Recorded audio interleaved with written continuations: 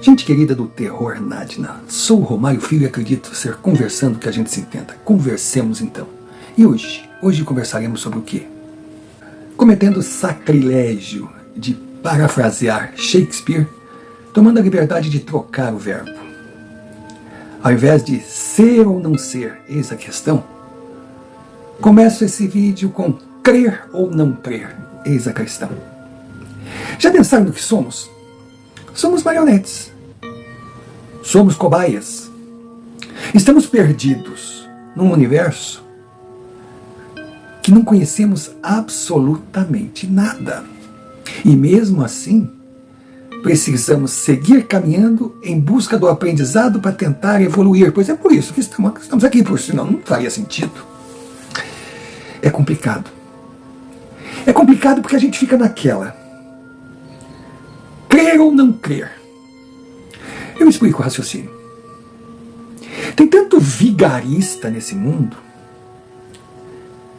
que aquele inocente que acredita em tudo se transforma em alvo fácil para ser enganado.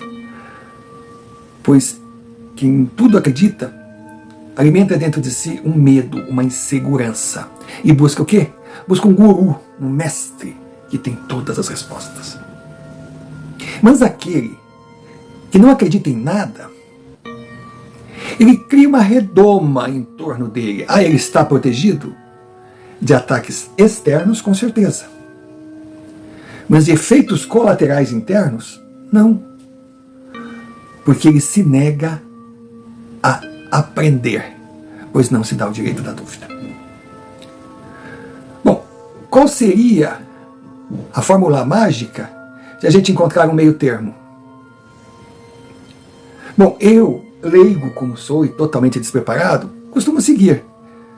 Não acredito em tudo, mas também não duvido de nada. Essa é a solução? Eu estou lhe dando a resposta? Claro que não, porque se eu tivesse a resposta, não teria razão para estar aqui.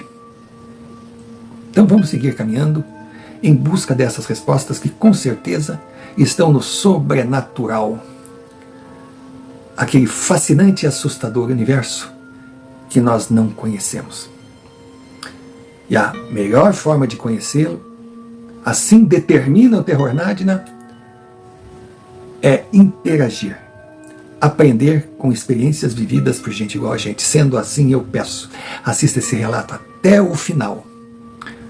Preste atenção nos detalhes e depois tire suas conclusões.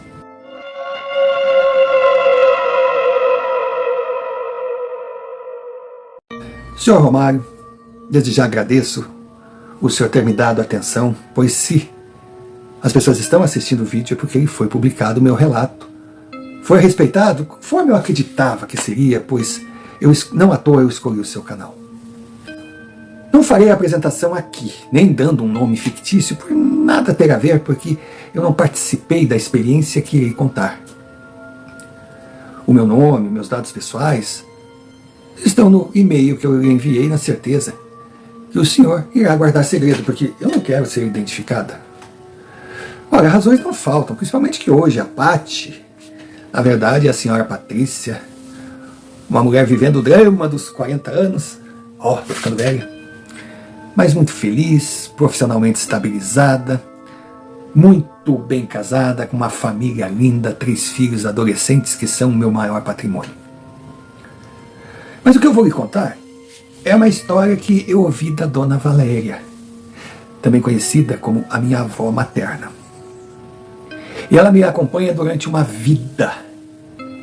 Ela me impressiona, ela me deixa interrogações e ao mesmo tempo me assusta, porque eu tenho filhos.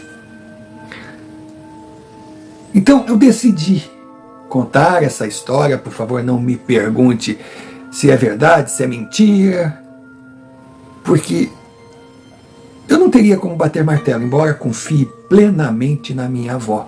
Que Deus a tenha, ela está em bom lugar.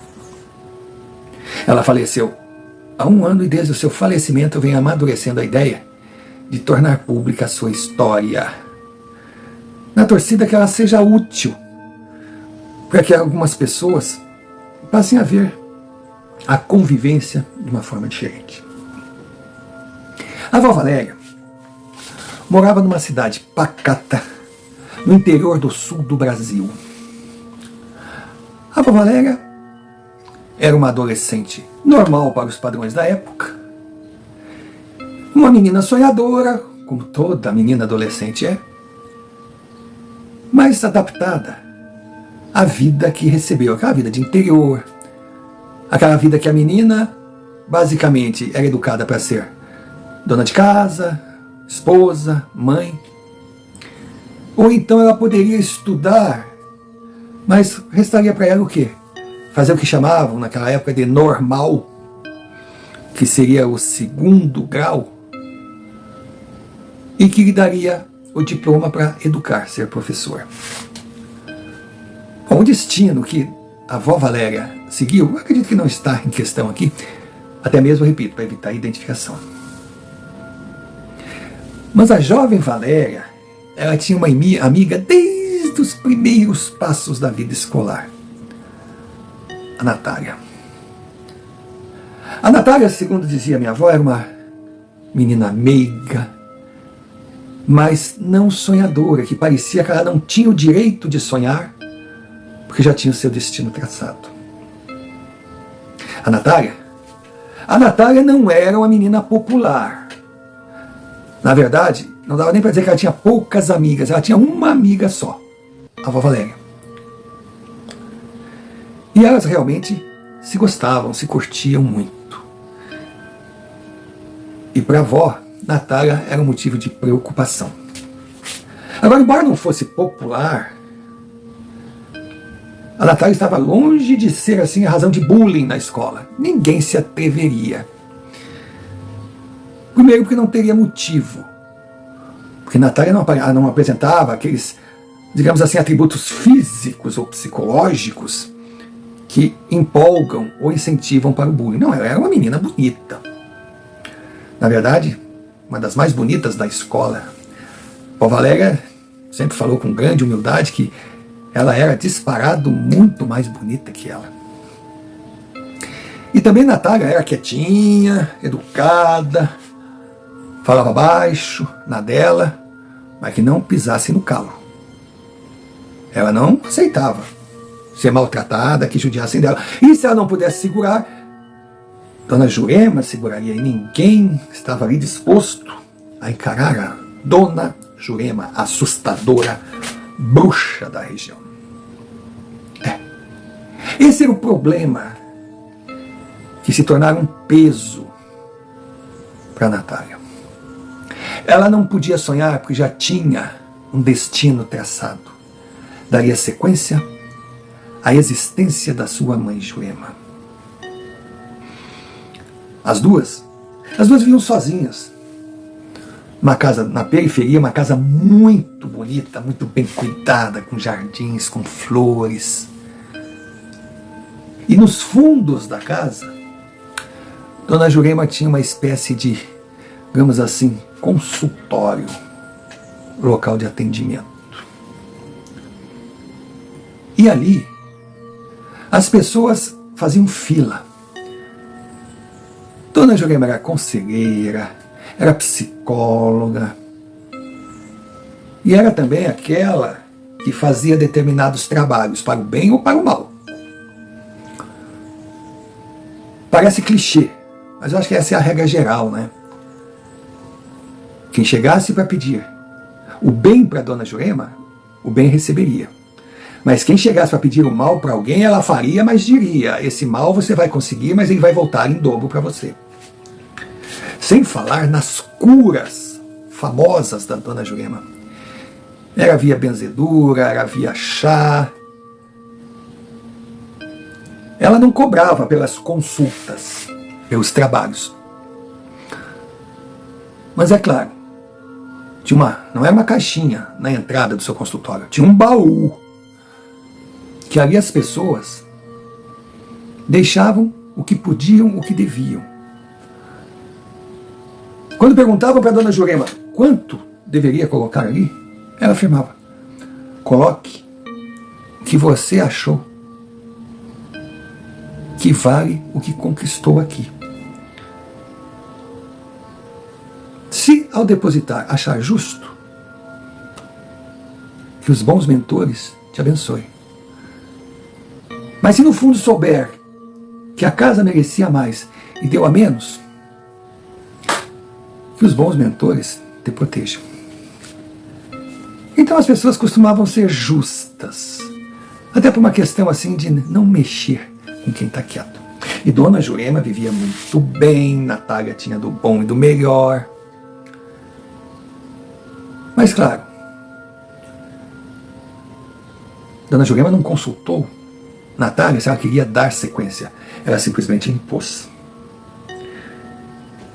E segundo ela comentava com a avó Valéria, o sonho dela era encontrar um rapaz legal, casar, ter sua família, ser dona de casa.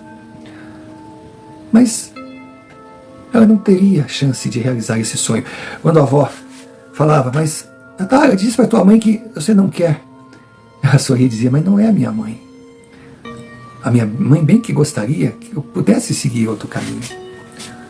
Mas são eles que determinam, como determinaram para minha mãe. Pode ter certeza que ela cumpre a sua missão aqui na Terra, mas ela não é realizada por estar nessa situação. E claro, diante desse comentário, a pergunta que vem para qualquer um, eu acho que veio até para o senhor, eles quem? Então eu lhe passo a resposta, que segundo a minha avó, era a resposta que ela recebia da boca de Natália. Eles são aqueles que só conhecem os escolhidos por eles. Eles se apresentam. Não precisam de ninguém para apresentá-los. Natália era uma menina, como comentei, normal. Não fosse assustadora a presença de Ana Lúcia. Era incrível. A minha avó contava que no início se arrepiava, depois até tomava chazinho com a Ana Lúcia. Ana Lúcia não era a amiguinha invisível de Natália, não. Era uma espécie de conselheira espiritual que conseguia complementar, segundo Natália falava, os ensinamentos que sua mãe não tinha condição ou a capacidade de passar. Natália era vista por muitos como doida, porque muitas vezes foi flagrada na escola, na rua, conversando, discutindo, rindo, com Ana Lúcia que só ela enxergava. O tempo passa. Vó Valéria começa a namorar o vô João Paulo, os dois muito felizes.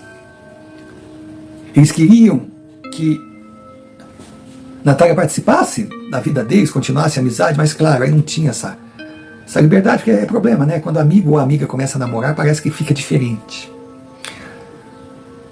Mas aí o meu avô recebeu a visita do tio Arthur, que segundo a minha avó, era aquele sonho de consumo de qualquer mulher. Ele era lindo, ele era divertido, ele era cativante. A minha avó até naquelas horas assim de intimidade comigo, naquela sacanagem saudável, ela dizia que teu vô nunca descubra. Mas olha, aquele Arthur, ainda bem que ele não sabia estalar os dedos, porque se ele fizesse assim para mim, eu ia. Claro que era brincadeira. Mas disse que ele era muito bonito, ele era envolvente. E Natália, como não poderia deixar de ser, se apaixonou por ele, mas aí aconteceu o inesperado. Arthur também se apaixonou por ela. Eles estavam muito felizes, namorando, digamos assim, às escondidas, como se fosse possível. Ana Lúcia dizia, Natália, converse com sua mãe. Não, a mamãe não pode saber. Natália, sua mãe sabe. Converse com sua mãe. Um dia Natália resolveu assumir o seu romance. Foi até Jurema. Disse que estava apaixonada que o rapaz era maravilhoso, que ela tinha direito de ser feliz, que se ela tinha uma missão na Terra, ela não pediu essa missão. Jurema ouviu e disse: tá bom, minha filha, eu não vou intervir. Porque essa missão que você acha uma escravidão na Terra, abrir mão de tudo para se dedicar, ela depende da pessoa querer, embora não deseje. Eu não posso te obrigar. Mas traga esse rapaz aqui que eu quero conhecer. Nossa! Não foi aquela recepção que uma filha gostaria de ter por parte da mãe ao apresentar o homem que ama, mas também não foi assim uma decepção. Natália ficava zombando Ana e zombando a minha mãe. Viu só? Você está botando medo? Você está botando dificuldade? Vocês são pessimistas? Minha mãe não sabe o que dizer. Ana Lúcia talvez soubesse, mas nada falava. E o famoso jantar entre Jurema, Arthur e Natália aconteceu. Engraçado que, segundo a própria Natália comentou com a minha avó, Ana Lúcia não apareceu nesse jantar. E foi assim, um jantar incrível. Poxa, a Natália estava radiante, ela não esperava Arthur e sua mãe, sabe? Parecia que se conheciam. Foi tudo perfeito. Até o depois da sobremesa. Jurema, educadamente, porque ela era uma mulher fina, sabia receber, falou para que o casalzinho ficasse ali na sala, podia sentar no sofá, que ela ia providenciar um café. Nossa, quando ela saiu, o Arthur disse: amor, mas a tua mãe é um doce, que pessoa incrível. Natália, eu sempre falei que ela era uma pessoa linda. Tomaram café. Aí no final, Jurema falou: Arthur, Natália foi o prêmio que o destino me deu. Eu não sei se ela comentou contigo, mas se ela quiser comentar, está autorizada. Nós somos pessoas diferentes. Arthur ficou realmente diferente, né? Nós temos uma missão, uma bênção, uma honra, um karma. E essa situação não nos permite que a gente tenha a vida considerada normal ou conquiste a felicidade desejada por todos.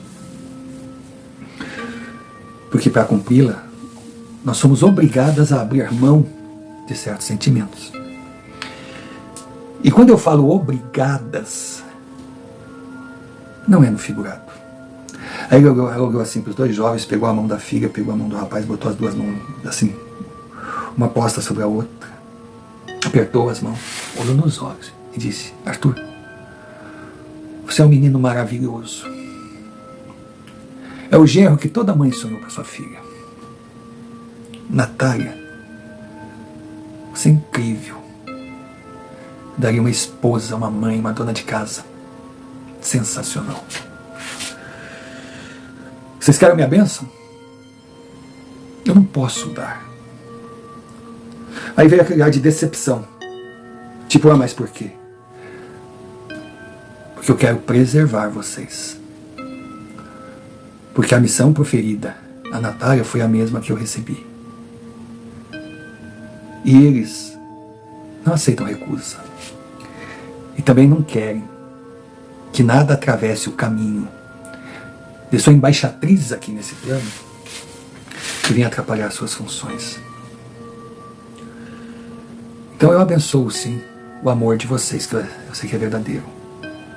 Mas em nome do amor que eu estou sentindo por vocês, eu peço, não levem adiante essa relação. Não desafiem o que vocês não conhecem. Foi um silêncio total. Foi a primeira vez, quando a Natália contou essa história para minha avó, ela disse a primeira vez que viu a sua mãe chorando. De felicidade de saber que a filha estava radiante, que tinha encontrado um rapaz incrível, mas de frustração de saber que aquela relação tinha que encerrar por bem para não encerrar por mal, e que ela nada poderia fazer. Foi a última vez que Jurema falou sobre o assunto. E ainda disse para Natália: Natália, Ana Lúcia está sabendo que também jamais deverá falar sobre esse assunto com você novamente. Arthur não entendeu mais quem é Ana Lúcia. Aí a conclusão de Jurema foi dizer para a filha: livre-arbítrio, meu amor. Saiba escolher. Claro que Natália escolheu prosseguir com a relação. E foi um namoro assim de muita paixão, muito amor, muita vida, muita... E lógico, dois adolescentes cheios de saúde, fogo, hormônios. Naquela paixão, não demorou muito, Natália estava grávida. E foi contar, assustada, para a mãe, que a abraçou e disse: minha linda, como eu estou feliz. Aí Natália disse: poxa, mãe, eu não pensei que a senhora desejava tanto um neto. Ela falou: desejo, claro. Qual mulher não deseja ver seus netos, suas netas correndo pela casa? Mas a minha felicidade é saber que você já elegeu sua sucessora. Nossa, aquilo foi uma ducha fria para Natália. Será que ela estaria já condenando sua filha recém-concebida a um futuro terrível como era o seu presente? Ela tentava conversar com a Ana Lúcia, mas ficava claro que a sua companheira de vida não tinha permissão para falar a respeito. Natália disse para sua mãe que Arthur já havia pedido ela em casamento, que ela já tinha aceito e que ela iria seguir a sua vida. Diz que Jurema olhou para ela e disse: eu sei, filha, tenho certeza que você vai seguir a sua vida, porque do destino, da linha marcada por fogo das espadas deles, ninguém foge. Bom, Natália estava tão feliz que nem prestou atenção que a mãe disse. Ela foi conhecer os pais de Arthur. Estavam muito felizes. O meu avô, João Paulo, estava feliz da vida, ver o primo casando com a melhor amiga da sua futura esposa, que até então a avó Valéria e o avô João Paulo já estavam de casamento marcado, os primos que se adoravam eu casar no mesmo período. A avó Valéria e o avô João Paulo seriam os padrinhos do primogênito ou primogênita. Até o dia que João Paulo, como fazia todo final de semana, saía de sua cidade para ir visitar a noiva. E ele, por não querer encarar estradas, na época as estradas eram terríveis, ia de ônibus confortavelmente. Diz que pegou seu ônibus, sentou no fundo como gostava de fazer. Tinha uma senhora do lado dele que tiveram uma conversa assim, aquela conversa formal, educada. Seria uma viagem longa. Aí Arthur até perguntou se ela queria sentar na janela. Ela disse: não, pode ir, não tem problema. Até bom, meu filho, durante a noite eu posso ir no banheiro sem te incomodar. Aí Arthur fechou a cortina, eles tinham saído da primeira parada, tínhamos uma noite de viagem. Arthur virou por canto. A senhorinha dormiu. E no outro dia pela manhã, ela, ao olhar o companheiro de viagem, ele estava ali sentado numa posição normal para o seu corpo. Mas Arthur não estava mais ali. Foi algo inexplicável. Ela entrou em pânico, começou a gritar. O motorista, quando viu a situação, entrou na primeira cidade, foram para o hospital, vieram os médicos, colocaram Arthur na maca, levaram para atendimento. já chegou sem vida. Mas ele não estava sem vida. Ele apenas não estava mais ali. Causa da morte? Desconhecida. Foi um baque para a Natália. Ela chorava. Imagine a decepção. Grávida, já sonhando com o casamento, com todos os preparativos, e acontecer aquilo. Um jovem de 20 anos, forte, saudável, uma velhinha que se apagou. Aí vó Valéria contou que estava no quarto, tentando consolar a amiga, quando Dona Jurema trouxe uma bandeja de chá para as duas, biscoitos.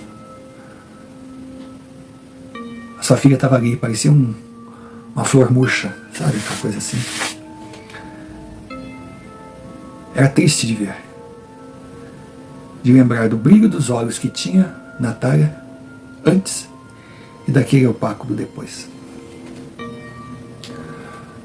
Dona Jurema pegou a mão da filha assim, sentou lá na cama. Aí Natália olhou e disse: mãe, a senhora sabia? Ela disse: não, mas eu imaginava. O que eu faço da minha vida, mãe? O que eu vou fazer agora? O que vai ser de mim? Foi quando a Dona Jurema falou para a filha e disse: olhe para mim, filha. Veja exatamente o que eu sou. Aí minha avó disse que também não entendeu nada, a filha. Aí Jurema disse: eu vou falar diferente. Eu não sou o que você vê. Eu me transformei no que você enxerga agora. Então olhe para mim, filha. Eu poderia falar diferente, mas eu não posso. Eu seria falsa com você. Olhe para mim e vá se acostumando com o que você irá se transformar quando eu não estiver mais aqui. Foi aquele silêncio. De repente, Dona Jurema saiu do quarto. Minha avó estava imóvel, segundo ela. Natália olhou para o lado e disse: como é bom saber que você está comigo ainda, Ana. Não me abandone nunca. A avó Valéria comenta que quase teve um infarto. Que foi a primeira e única vez que ela enxergou Ana Lúcia. Era totalmente diferente do que ela imaginava. Não era uma menina, não. Era uma senhora de idade bem avançada, mas que tinha uma aura estranha. Era uma criatura assustadoramente bondosa. Foi a única definição que a minha avó encontrou. A vida seguiu seus trilhos. Vó Valéria casou com o João Pedro. Os dois foram seguir a vida deles. Tiveram vários filhos, entre eles o meu pai. E se afastaram de Natália. Na verdade, foi Natália que se afastou do mundo. Desde o momento que Dona Jurema cumpriu sua missão e seguiu seu caminho. Conforme esperado, Natália assumiu os negócios. Sua filhinha nasceu saudável, uma menina linda, doce.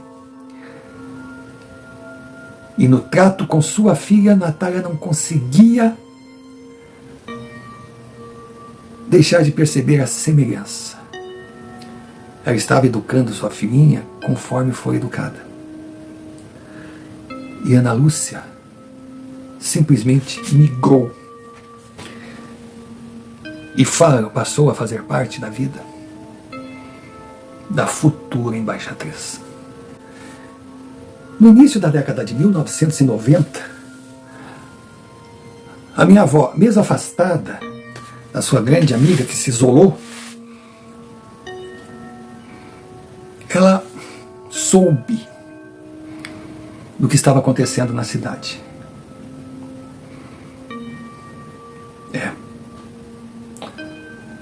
Natália, que já era vista como bruxa, que fazia os atendimentos, que deu sequência. Natália, cuja sua filhinha, a Simone, já era uma moça muito bonita, chegando nos 15 anos. Do nada, ela foi até a rádio local, que é uma cidade pequena, tinha apenas a rádio ali local, tinha um jornal, televisão, pegava um canal aberto só, a não ser aqueles que tivessem aquelas antenas parabólicas gigantescas, porque eles estavam no meio do nada. Então as notícias nada tinham a ver com é hoje, com essa internet, com essa loucura toda, informação chegando a todo segundo, não. Mas o locutor do programa mais assistido ou escutado na rádio local, o Augusto Fernandes, todo locutor gosta de ter esses nomes, né? Augusto Fernandes, foi procurado por Natália. Aí ele até ficou surpreso que muitas vezes tentou levar a bruxa no seu programa, mas ela não ia. Aí de repente ela aparece lá, dizendo que gostaria de participar do seu programa porque tinha uma revelação para fazer à cidade. Nossa, foi um acontecimento. Então foi marcado para ela comparecer na sexta-feira. O programa do Augusto Fernandes começava todas as noites depois da Voz do Brasil, a famosa Voz do Brasil. Era um programa de governo que todas as rádios, por menor que fossem, tinham que transmitir. E até 22 horas, era um programa de entretenimento mesmo, que tomava conta das noites da população. Várias atrações, notícias, aquela coisa. Um programa que falava das últimas notícias que conseguiu pegar no Jornal da Capital de 3 dias atrás, sabe aquela? Mas tudo bem. Ele anunciava todos os dias a grande entrevista com a bruxa Natália. Ele também estava ansioso para saber, mas ela não adiantou nada. Dia e hora marcados, ela estava lá. Era impressionante, a cidade parou em torno do rádio. Aí aquelas apresentações, aquele trâmite todo. Foi quando ele perguntou: então, senhora Natália, o que lhe traz aqui? Qual a razão a senhora finalmente ter nos dado a honra de comparecer no nosso humilde programa? Ela disse: é uma razão gigante, preocupante. Aí já cria aquela coisa nos estúdios, sabe? Eu vim aqui para avisar a população, principalmente aqueles que hoje têm filhos entre 8 e 12 anos. Eles, aí, Augusto Fernandes, eles quem, dona Natália? Eles, as crianças? Ela olhou. Eles, que nada tem a ver com as crianças, embora as crianças sejam os alvos. Eles querem as crianças. No estúdio o pessoal se olhava assim. Augusto, por favor, a senhora pode explicar? Ela disse: eu estou tentando, mas você só me interrompe.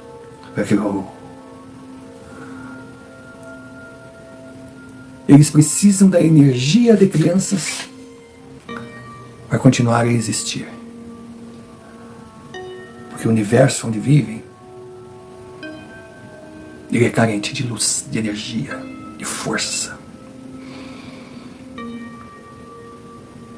Então eles costumam buscar jovens adolescentes. Augusto, mas a senhora falou em crianças entre 8 e 12 anos. É isso, rapaz. Eles costumam buscar adolescentes. E eles viram buscá-los. Mas não agora. Daqui a 4 anos. Então estou aqui para pedir a pais responsáveis que tenham a guarda de crianças que daqui a 4 anos serão alvos em potencial, que me procurem. Vamos proteger nossas crianças. Foi quando Augusto Fernandes perguntou assim, mas daqui a 4 anos quando? Aí ela disse, no dia que terá 2 noites. Augusto era um cara meio cético. E por mais que ele tentasse levar a sério aquela colocação, fez com que seu lado sarcástico viesse naturalmente. Aí ele perguntou, num dia que terá 2 noites, por que não numa semana que terá 14 dias? Aí alguns no estúdio riram. Ela olhou para Augusto e perguntou, seu filho tem quantos anos, rapaz? Ele já ficou, como é que ela sabia do filho? Não, meu filho está com 9 anos. Ela disse, então aguardo a sua visita. E espero que a sua piada normal, pessoas que costumam acreditar só no que entendem ou enxergam, não incentive outros ouvintes, é assim que vocês falam, né, ouvintes, para que não levem a sério meu aviso. Aí o Augusto Fernandes falou, tá bom, mas as pessoas irão procurá-la, o que exatamente a senhora irá fazer? Quem me procurar saberá. Tá, a senhora dará uma consulta, mas essa sua consulta terá algum lucro? Ela falou exatamente o que a sua mãe dizia. As pessoas que quiserem contribuir poderão. A pergunta que não falava, e quanto seria essa contribuição? Na hora que terminar a consulta, cada um irá concluir. Foi quando Augusto disse, poxa, mas se todos os pais responsáveis de crianças nessa idade aqui da cidade forem, a senhora vai ganhar um bom dinheiro, né?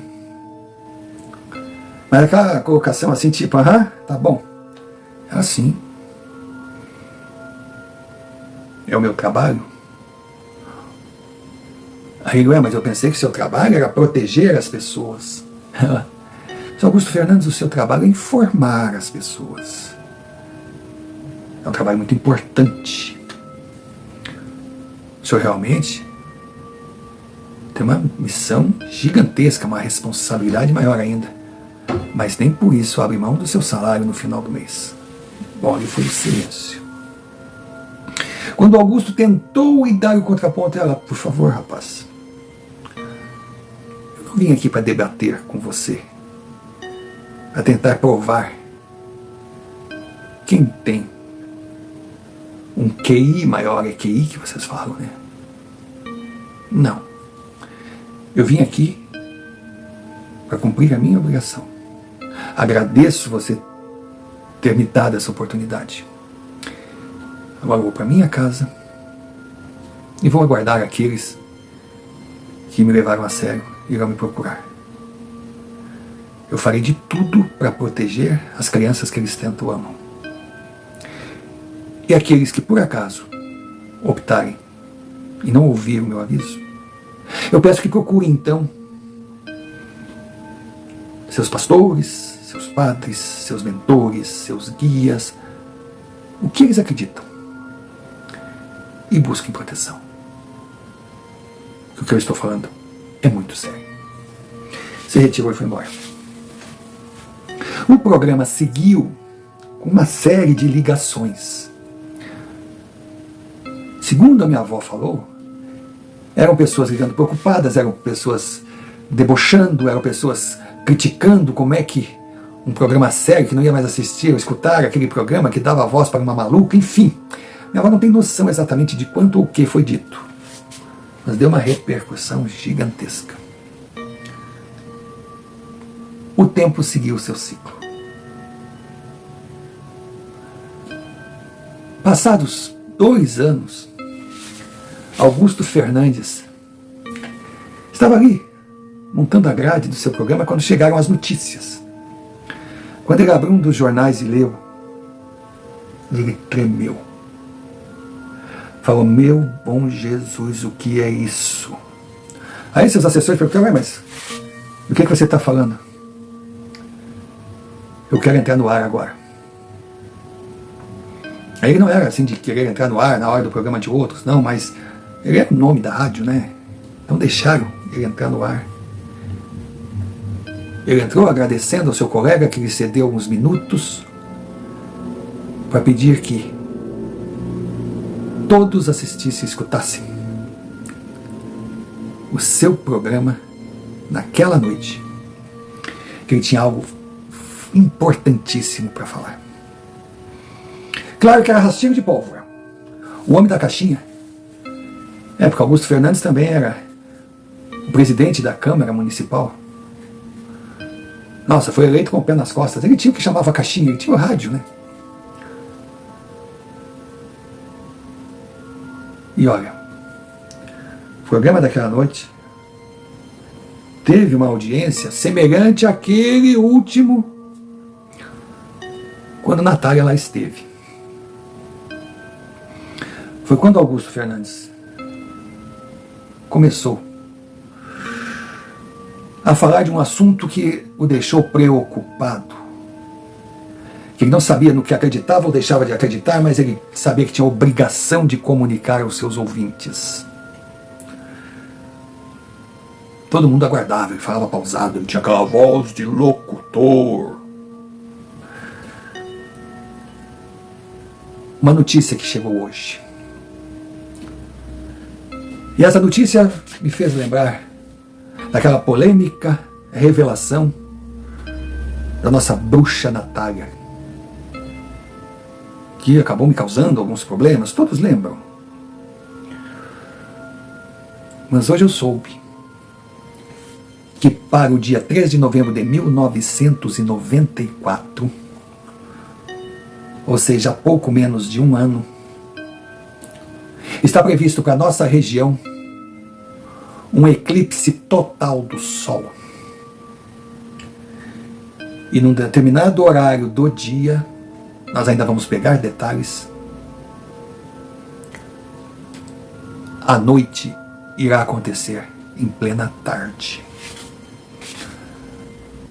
Aí ele simplesmente parou e disse: aqueles que se recordarem da entrevista com a bruxa Natália, ela falou do risco de adolescentes, porque eles, os famosos eles que ela não explica, iriam buscá-los no dia de 2 noites. É uma definição grosseira, mas se encaixa a um dia de eclipse.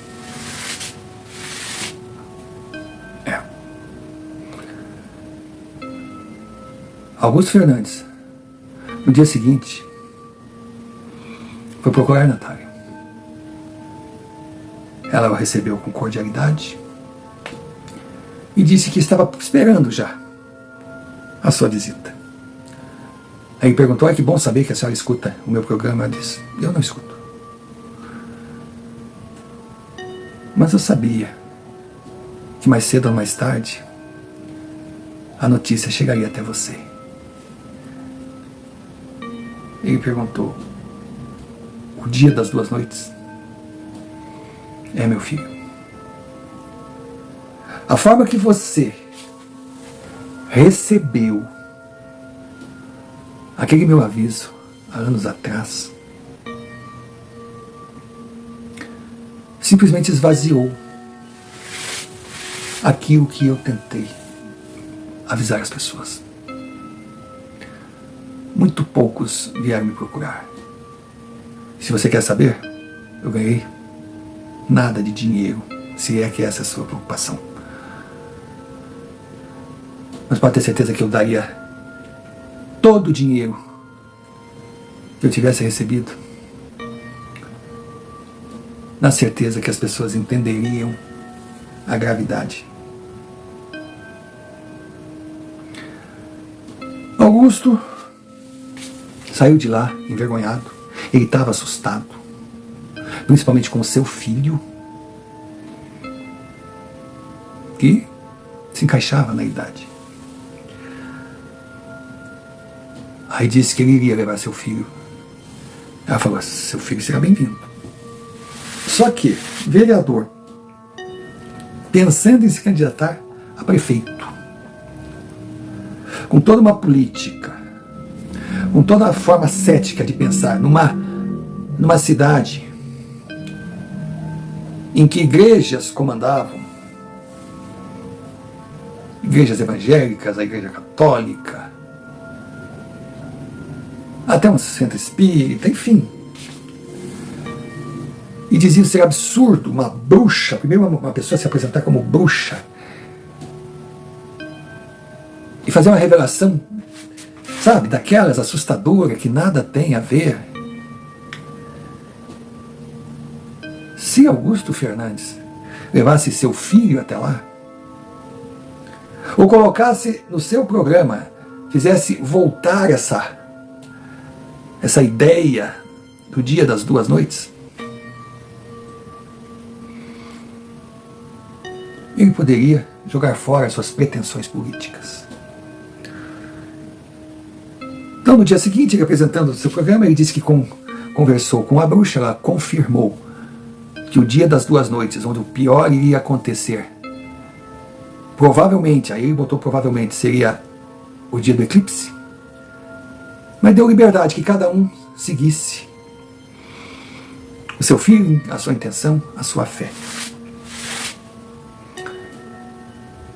Olha, a peregrinação à casa de Natália foi num crescente. Aquela coisa, eu não acredito, mas na dúvida. E Valéria, a minha avó, tinha filhos naquela idade. E foi. Nossa, quando ela viu a amiga, foi uma festa. Foi. Meu Deus, quando ela viu Simone estava linda. Lógico que Natália vibrou a ver a amiga ali e ver seus filhos. E ela simplesmente pediu para que meu pai, na época um adolescente, meu tio, sentasse à sua frente. Ela colocou a mão assim, bem na testa, tipo no terceiro olho. Falou umas palavras indecifráveis com uma voz que não era dela, foi meio que assustadora. A Valéria nunca tinha visto. E ela fez aquela oração. Depois abriu a gaveta e pegou. Era um barbante, tipo aqueles escapulários. Não sei se alguém lembra de escapulário que os católicos usavam. Era um barbante com duas figuras de santos, duas imagens, dentro de um plástico, e que a tradição era usar aquilo no pescoço até arrebentar, porque quando você recebia, fazia 3 pedidos, e quando arrebentasse, os pedidos se tornariam realidade. Enfim, era uma tradição católica. Então era aquilo, era um barbante, e tinha uma imagem meio estranha,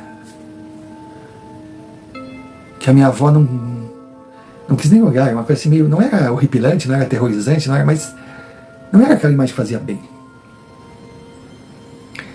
E aí, ao colocar no pescoço, Natália apenas dizia: vocês agora farão um único pedido, vocês dois irão pedir aquela figura que vocês consideram o bem absoluto, o seu Deus, que os protejam. Porque só Ele tem força para desviá-lo de um destino ruim. Era uma consulta rápida.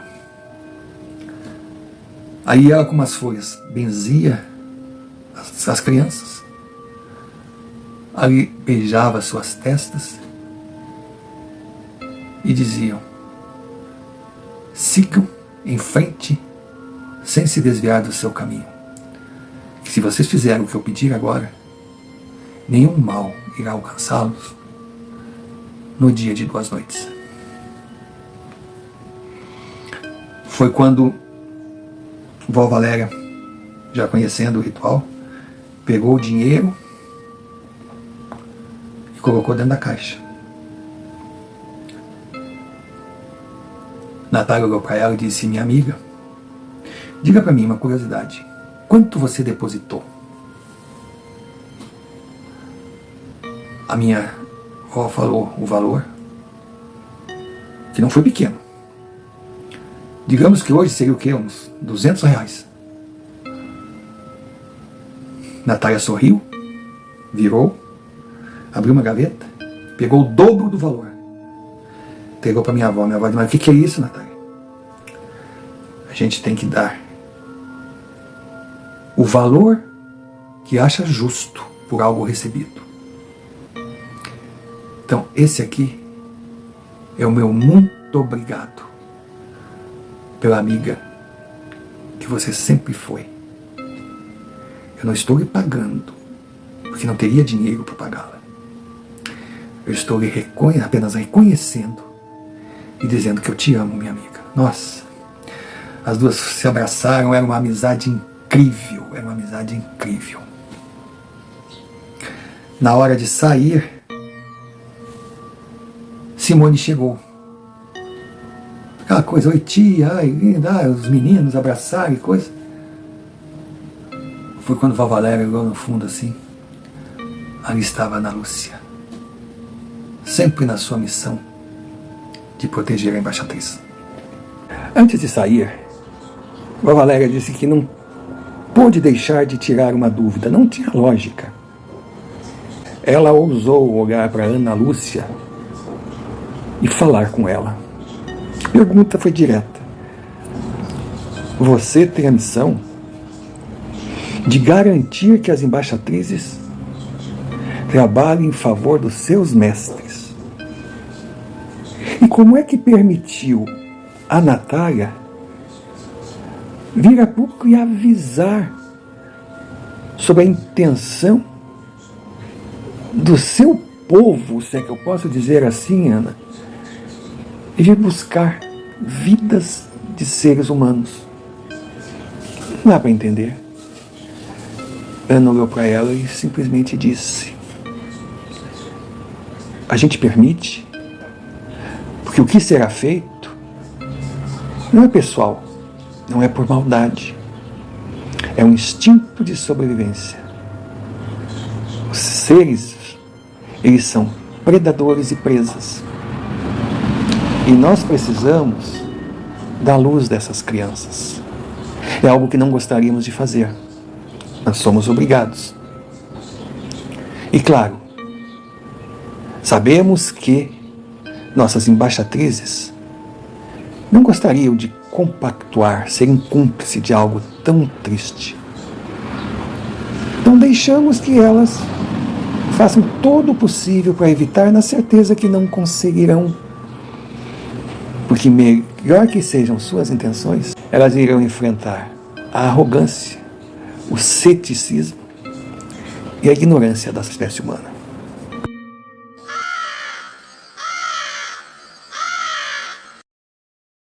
Pausa para um pedido, necessária por ser muito importante para o canal. Se você ainda não é inscrito, inscreva-se, deixe o seu like, comente, compartilhe, clique sino de notificações para receber mais vídeos produzidos por nós. E se achar que merecemos, envie-nos um Pix, QR Code na tela, como também a chave. Você escolhe o caminho. Qualquer quantia será bem-vinda. Importante também é que você lembre de hypar o vídeo. E se desejar se associar à Confraria Nadina, será muito bem-vindo. Seja membro por apenas R$ 4,99. Em troca, nós não temos muito a oferecer, mas já existe uma grade de vídeos extras exclusivos para os membros. E é claro que não podemos deixar de agradecer sempre aqueles que enviam os seus relatos via e-mail, o e-mail que está aqui na tela. São essas experiências o combustível que move a engrenagem.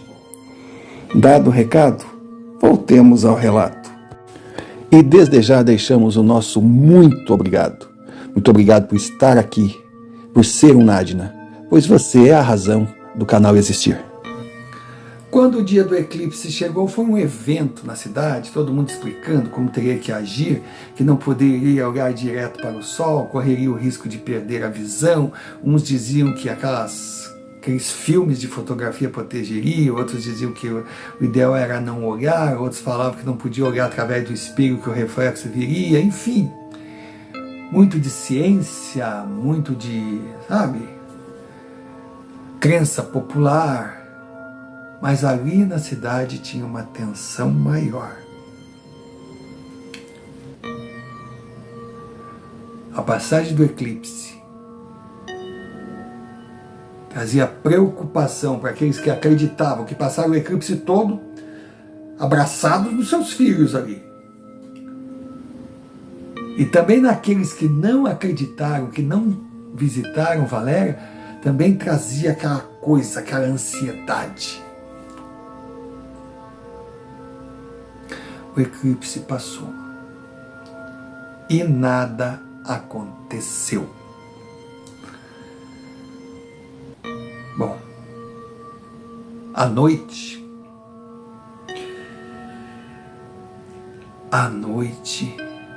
foi um deboche só.